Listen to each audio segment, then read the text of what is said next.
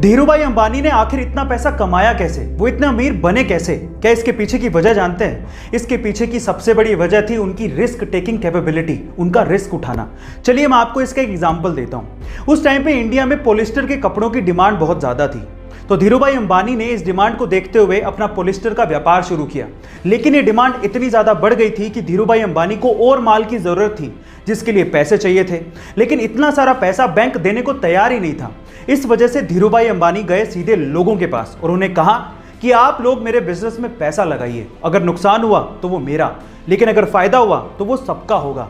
इस तरह से रिस्क उठाकर धीरूभाई अंबानी ने बहुत पैसा कमाया और यही उनकी सबसे बड़ी वजह थी। गाइस, आपका धीरूभाई अंबानी की रिस्क टेकिंग कैपेबिलिटी के बारे में क्या ख्याल है, कमेंट सेक्शन में जरूर लिखिएगा। टोक्यो ओलंपिक में नीरज चोपड़ा के गोल्ड मेडल जीतने पर 18 साल बाद हमें इंडियन नेशनल एंथम ओलंपिक में सुनने का सौभाग्य प्राप्त हुआ। लेकिन सवाल यह है कि नेशनल एंथम की शुरुआत सबसे पहले किसने की? चलिए मैं आपको बताता हूं। सबसे पहले नेशनल एंथम की शुरुआत करने वाला देश था जापान, लेकिन मैं आपकी जानकारी के लिए आपको बता दूं कि ग्रीस ऐसा देश है जिसका नेशनल एंथम सबसे लंबा है, युगांडा ऐसा देश है जिसका नेशनल एंथम सबसे छोटा है, लेकिन साइप्रस ऐसा देश है जिसका नेशनल एंथम है ही नहीं, पर इंडिया, इसका नेशनल एंथम सबसे निराला है। गाइस, आपको इंफॉर्मेशन कैसे लगी कमेंट सेक्शन में जरूर लिखिएगा। ये घटना है सन 2009 की, जब अमेरिका के रहने वाले बिली ओवेंस के सिर के साइड में काफी ज्यादा दर्द होता था और उनकी नाक की नली ने काम करना बंद कर दिया था। अपनी पत्नी के कहने पर उन्होंने डॉक्टर से चेकिंग करवाई तो वो ये सुन के हैरान रह गए कि उन्हें नाक का कैंसर है। डॉक्टर्स ने कहा कि इनको ऑपरेशन करना पड़ेगा, लेकिन ऑपरेशन के बाद भी 10% ही बचने के चांसेस हैं, क्योंकि कैंसर चेहरे में काफी ज्यादा फैल चुका है। ऑपरेशन के बाद उनके आधे चेहरे के साथ साथ उनकी आंख भी निकालनी पड़ी थी, पर वो कैंसर सरवाइव कर गए थे।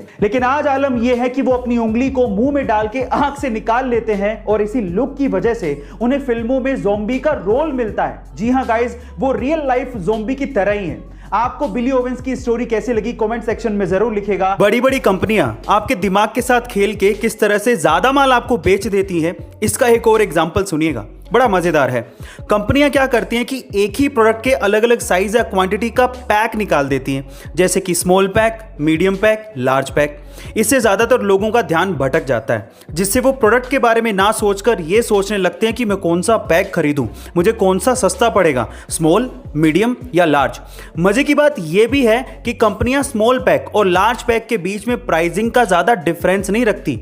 इससे अधिकतर लोग लार्ज पैक ही खरीदते हैं। ऐसा करके कंपनियां कस्टमर की जेब से ज्यादा पैसा निकलवा लेती हैं और उन्हें ज्यादा माल बेच देती हैं। इस तरह के इफेक्ट को डिकोय इफेक्ट कहा जाता है। गाइस, आपको ये जानकारी कैसी लगी कमेंट सेक्शन में जरूर लिखिएगा। अभी इंसान द्वारा बनाई गई सबसे ऊंची स्ट्रक्चर बुर्ज खलीफा है, जो कि दुबई में है, जिसकी ऊंचाई 830 मीटर है। पर सवाल ये उठता है कि इंसान और कितनी ऊंची स्ट्रक्चर बना सकता है, यानी कि लिमिट क्या है? क्या आप जानते हैं? चलिए आज मैं आपको बताता हूं। देखिए, थ्योरेटिकली तो कोई लिमिट नहीं है, लेकिन अभी जो टेक्नोलॉजी और जो रिसोर्सेज हमारे पास उसके हिसाब से इंसान 4 किलोमीटर ऊंची, यानी कि 4000 मीटर तक की ऊंचाई की स्ट्रक्चर बना सकता है, जो कि बुर्ज खलीफा से 5 गुना होगी, जिसका बेस 6 किलोमीटर डायमीटर तक का होगा और जिसे बनने में $1.4 ट्रिलियन खर्च होंगे। और अगर एक बार वो बन गई तो उसमें 1 मिलियन यानी कि 10 लाख लोग एक साथ रह सकते हैं। पर वैज्ञानिक तो स्पेस एलिवेटर बनाने तक की बात कह रहे हैं, जिसकी हाइट 1 लाख किलोमीटर हो सकती है, जिससे आप स्पेस को बड़े आसानी से देख सकते हैं। गाइस, क्या आप इस टेक्नोलॉजी का मजा लेना चाहेंगे? कमेंट सेक्शन में जरूर लिखिएगा और ऐसे अमेजिंग वीडियोस के लिए शेयर, सब्सक्राइब एंड लाइक। मिलता है अगली वीडियो में।